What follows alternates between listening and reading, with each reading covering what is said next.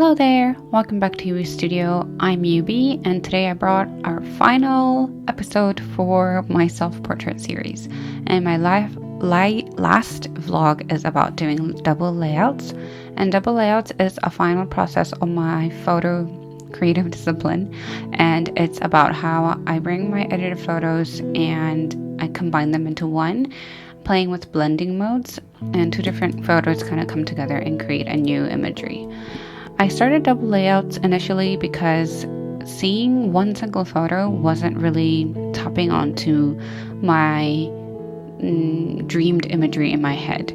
So as you've known, I paint a lot on photographs, I do collages with photographs, but I think also double layouts is like a digital medium that I use to really touch upon the imagery that I dream of that create more whimsical, feminine, and delicate way.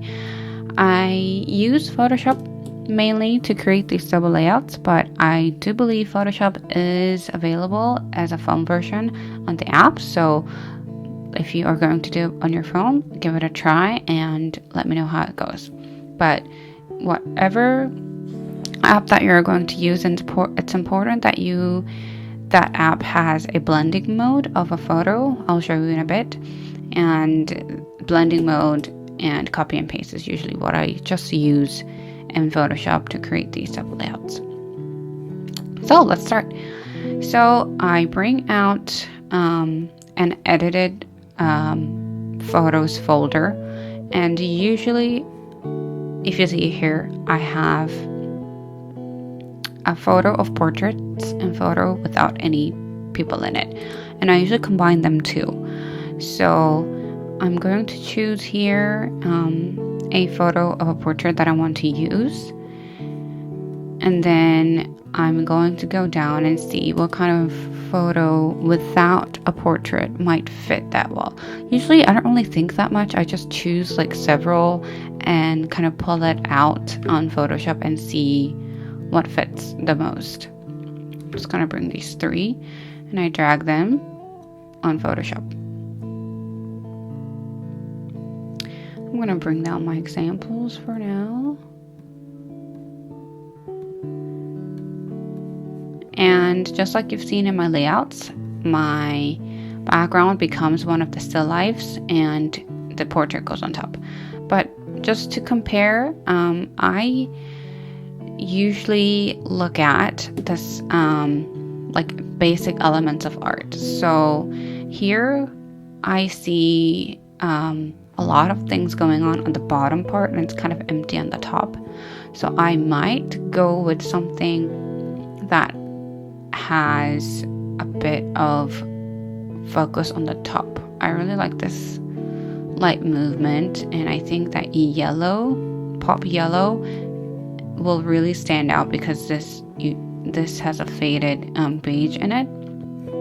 So if you decide, I'm gonna let the others just kind of vanish for a while. If you decide I am at the still life photo, here I'm clicking on the window, and then I go on my portrait and I press Command A, means it selects all of them, and I literally do copy and paste.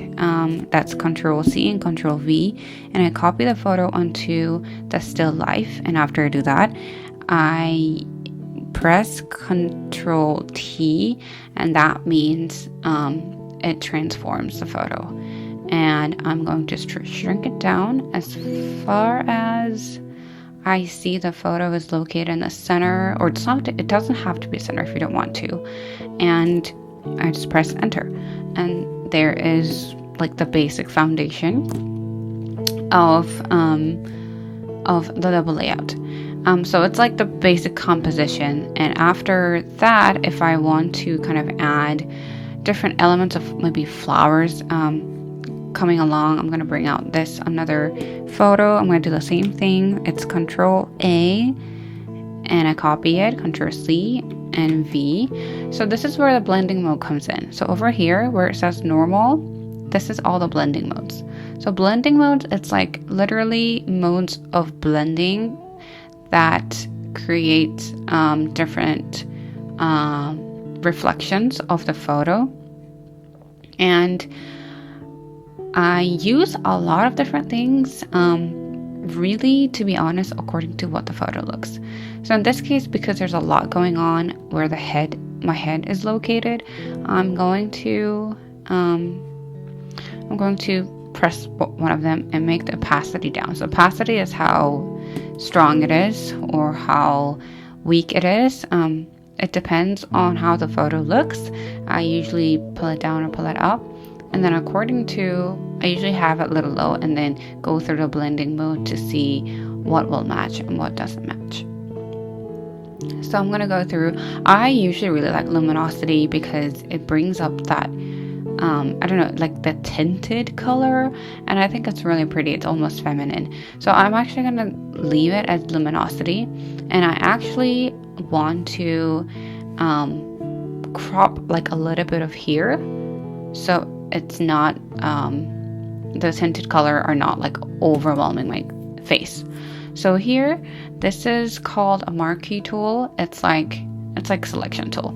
So I'm going to get this marquee tool and my layer over here. So this is a still life layer, the portrait layer, and the top flower layer. I'm going to click the top flower layer and I'm going to just measure where I want it to be deleted. And I'm pulling the marquee tool over here and I'm just going to press delete. And I delete it. And there is, so I'll show you the difference. So this is without that layer, with the layer. So it creates that overshadowed look of like reflections, and I usually enjoy that a lot.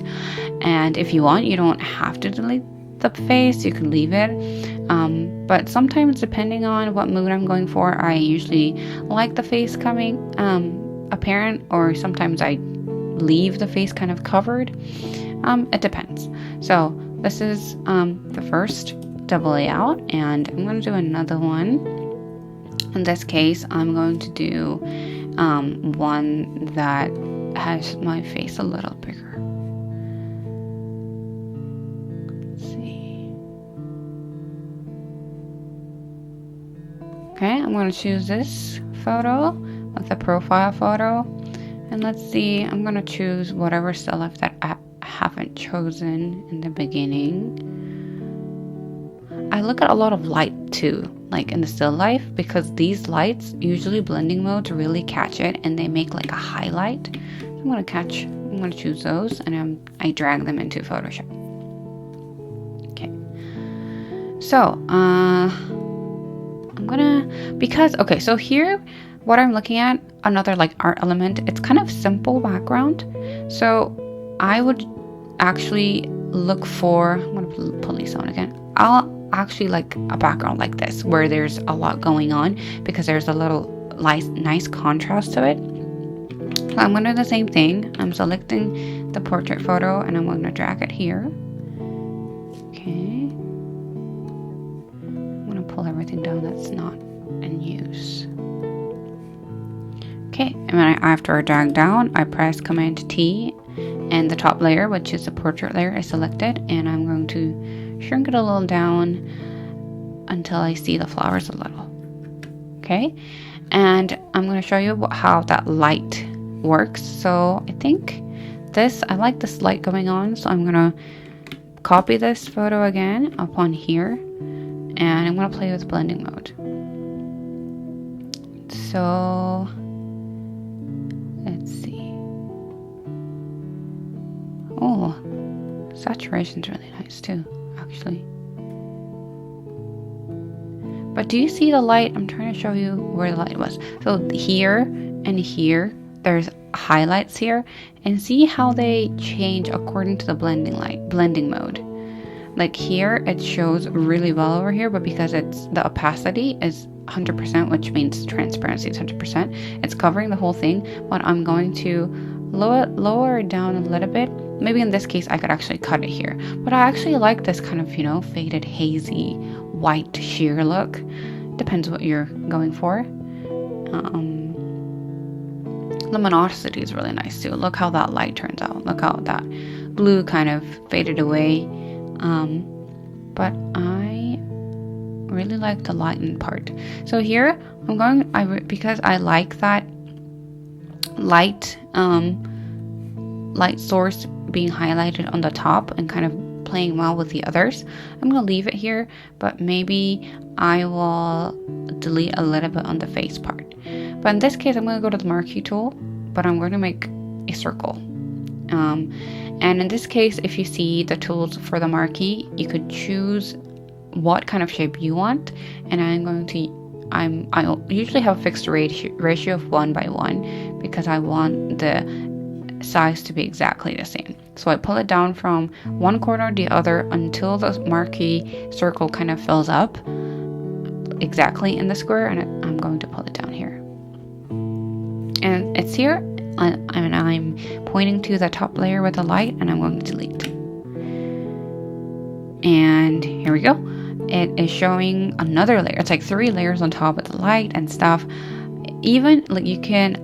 could pull the opacity down, how bright I want, how low I want. I actually like that foggy, hazy look, so maybe half of it will do. And there we go. So to be honest, you could choose to keep playing. Like if you want something more out of here, let's see some other photos that I haven't used. And I go back and forth depending on, this is nice too, isn't it? Yeah. I go back and forth. If I don't like it, I delete it, because it's just copy and pasting. If I do like it, I usually keep it as it is. And it's about making layers until I reached the place that I really want. And these are just really basic tools that I just went over in Photoshop, and it's not difficult to go through that. And playing with just blending mode, marquee, and copy and paste, you can reach the double layouts that you want. Thanks for watching. Please let me know if you have any questions, and thank you so much for coming along with my beautiful self-portrait episodes. Happy shooting, happy editing, and happy making double layouts. Then see you in the next video. Bye!